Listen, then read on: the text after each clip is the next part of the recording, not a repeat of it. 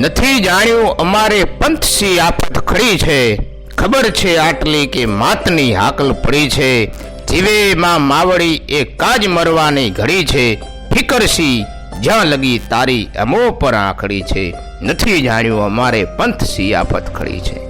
આજ રોજ શ્રી પ્રાગપર એક પંચાયતી પ્રાથમિક શાળા મુન્દ્રામાં ભવ્યાતિ ભવ્ય પ્રજાસત્તાક પર્વની જુસ્સાભેર ઉજવણી કરવામાં આવી।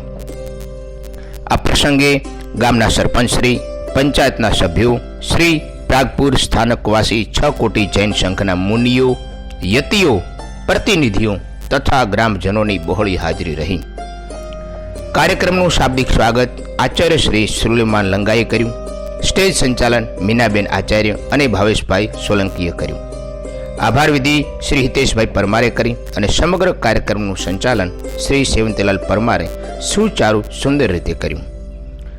આ પાવન પ્રસંગે શાળાના બાળકોએ વિવિધ કાર્યક્રમો રજૂ કરી પ્રજાસત્તાક પર્વને 4 ચાંદ લગાવ્યા। મિત્રો, તમે જાણતા જ હશો કે કચ્છની જમીનમાં ભલે પાણી ઓછું છે, પણ કચ્છના લોકો પાણીદાર છે। એટલે જ હું કહું છું કે જો તમે કચ્છી છો તો તમે દાની છો, તમે શેઠ ઝઘડુ શાહ છો। વિદ્યાર્થીઓને પ્રોત્સાહિત કરતા માતબર રકમનું દાન મળ્યું। ઉપરાંત મુંબઈ મહાજન તરફથી દરેક વિદ્યાર્થીઓને ટ્રેક સૂટ આપવામાં આવ્યા। છેલ્લે કચ્છના લોકો માટે હું એટલું જ કહીશ કે ખેર બાવળને બોરડી, કંઠ કંઢાને કખ, કે ખેર બાવળને બોરડી, કંઠ કંઢાને કખ, હલ ઓથલ કછડે, જીતે મારું સવાયા લખ। આભાર। હવે જુઓ કાર્યક્રમની ઝલક।